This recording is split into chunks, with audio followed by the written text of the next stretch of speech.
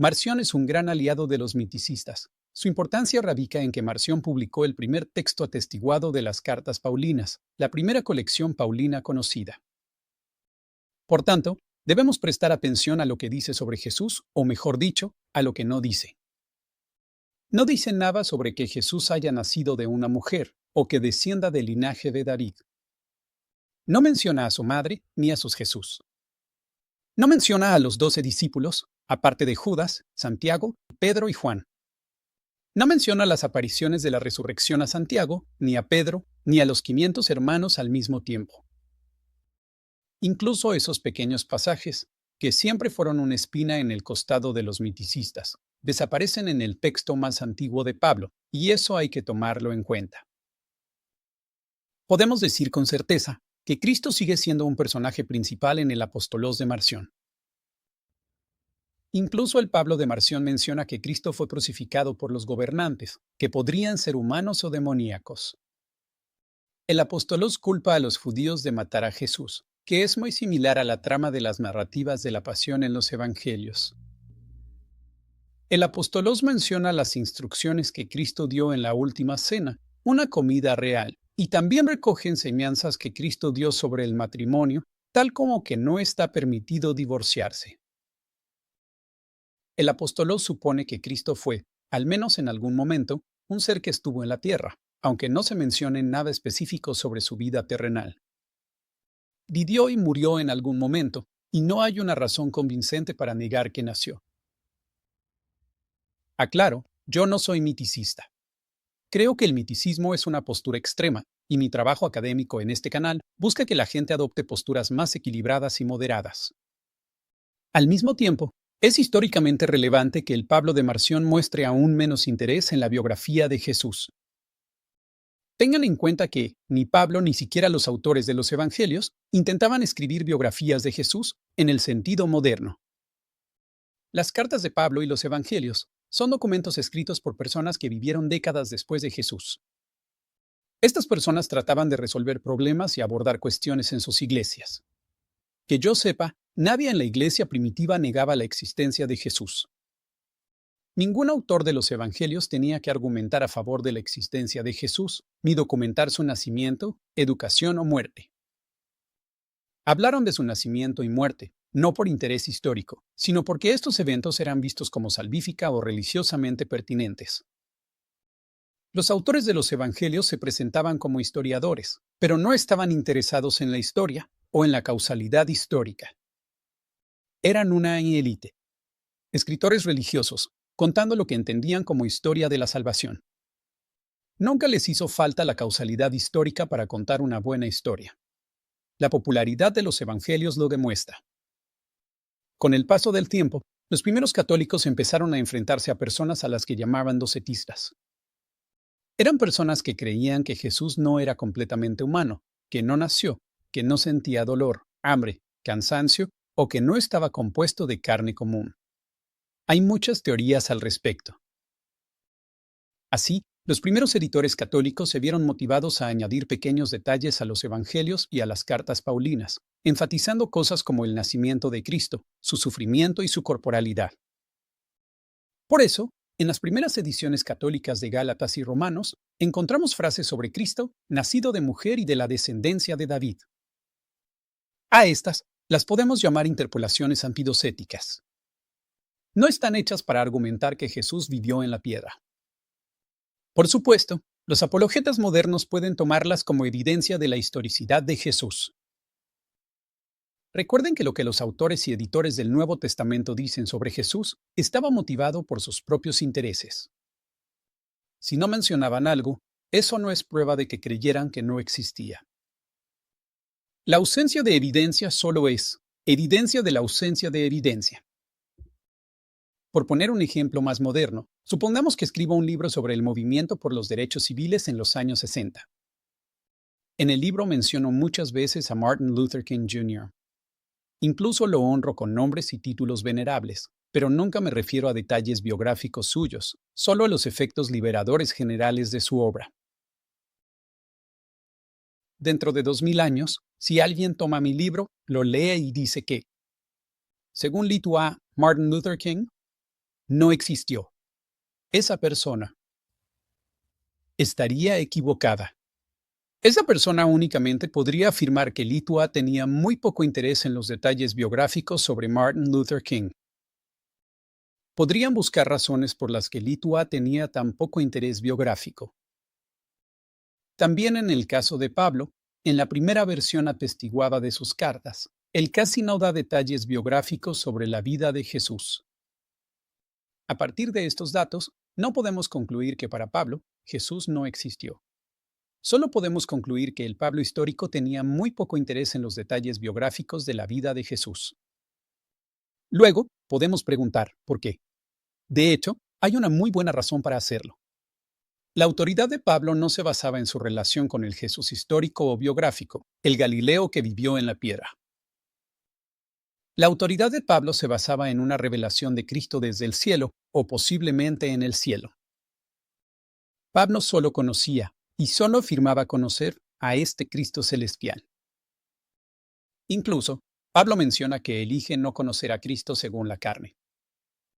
Si Pablo hubiera hecho mucho énfasis en la importancia de conocer al Jesús biográfico, habría entonces reducido su propia autoridad. ¿Pero eso por qué? Porque Pablo no conoció al hombre de Galilea. Los apóstoles en Jerusalén conocieron a ese tipo, y en efecto, Pablo estaba compitiendo con ellos.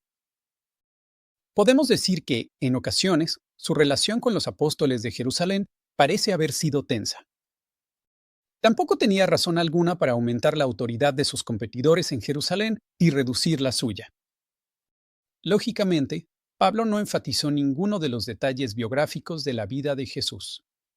Para él, era importante conocer a Cristo como Salvador y Señor, pero conocer al hombre de Galilea no era prioridad. No es que estuviera mal, pero al menos para Pablo, no era necesario.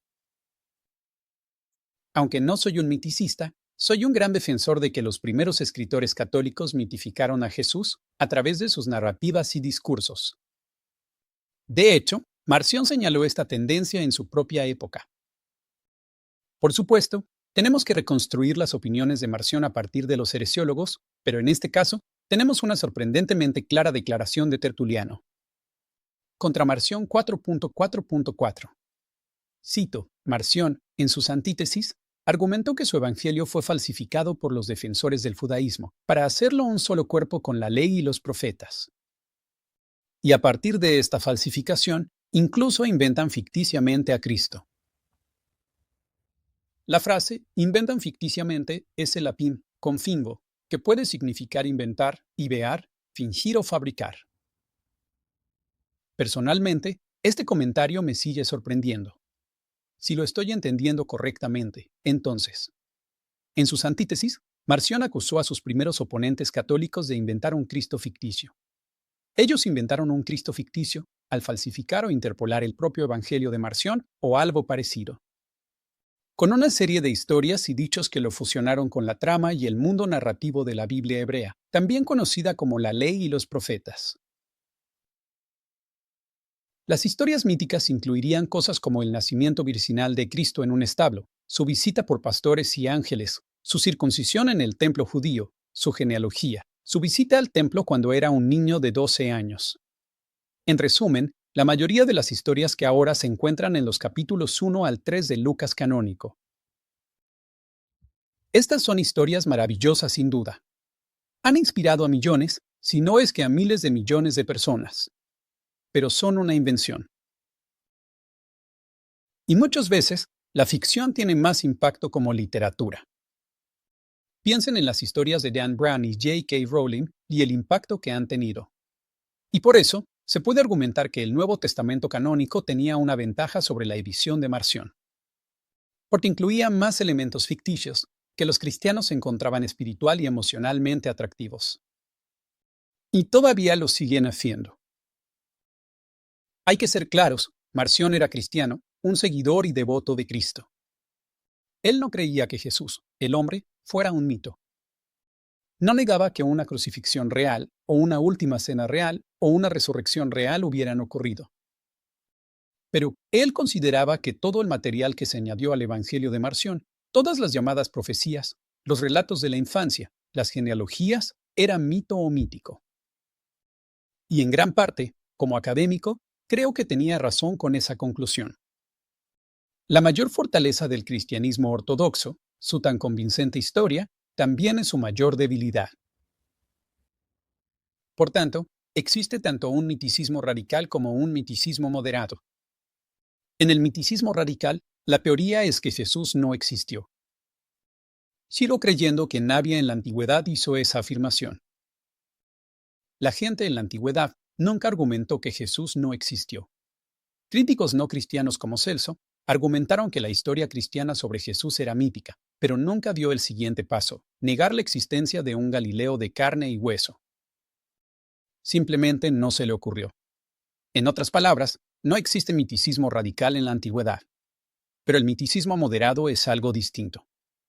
En el miticismo moderado, la gente acusa a los cristianos de inventar un Cristo ficticio o mítico, sin negar que existió un hombre llamado Jesús. El miticismo moderado es en realidad un fenómeno mayormente intracristiano. Algunos cristianos acusan a otros cristianos de inventar un Cristo ficticio. Incluso podríamos llamarlo miticismo intracristiano. Son cristianos diciéndoles a otros cristianos, entendiste a Jesús muy pero muy mal. Tu Jesús es muy pagano, o muy progresista, o muy occidental, o lo que sea. Celso no fue el único escritor que pensó que los evangelios contienen mitos. También algunos cristianos pensaban eso.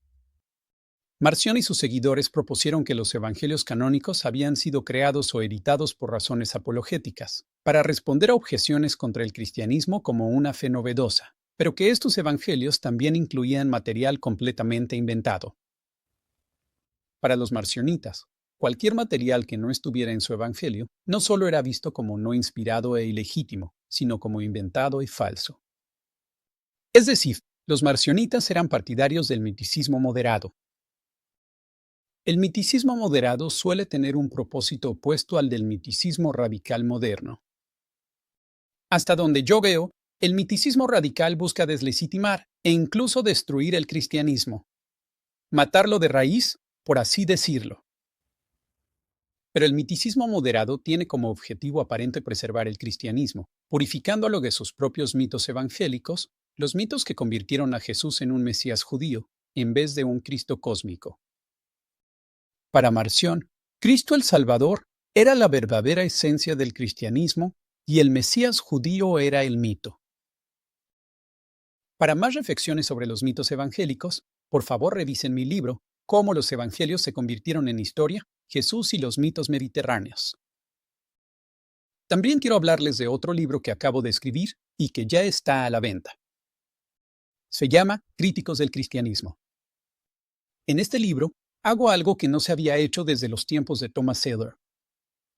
Combino traducciones completas y actualizadas al inglés de los críticos más contundentes del cristianismo en el mundo romano, junto con una comparación exhaustiva de sus argumentos.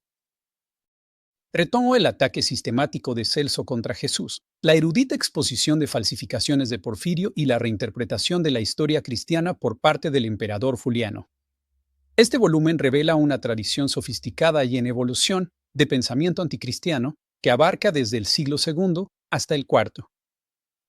Más que un libro de fuentes, este estudio sitúa a los críticos dentro de sus contextos intelectuales, religiosos y políticos. En la introducción, analizo los temas que comparten y subrayo las diferencias entre ellos. Es una lectura esencial para todos ustedes que estudian el cristianismo primitivo, la filosofía antigua y la polémica religiosa.